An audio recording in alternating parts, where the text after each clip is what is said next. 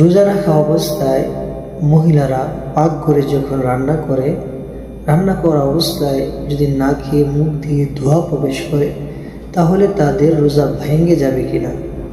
প্রশ্নের উত্তর হলো, রোজা রাখা অবস্থায় অনিচ্ছাকৃতভাবে রান্না করার সময় যদি নাক দিয়ে মুখ দিয়ে ধোঁয়া প্রবেশ করে, তাহলে রোজা ভাঙবে না।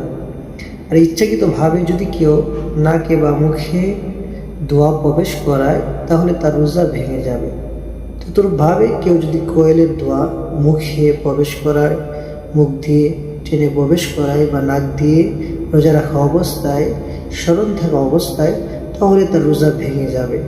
যেন রোজা রাখা অবস্থায় এই ধোঁয়া থেকে দূরে থাকা, কোনো ধোঁয়া যেন নাকের ভিতরে বা নাক দিয়ে ভিতরে বা মুখ দিয়ে ভিতরে প্রবেশ না করতে পারে, সেদিকে খেয়াল রাখা। আশা করি সবাই বুঝতে পেরেছেন।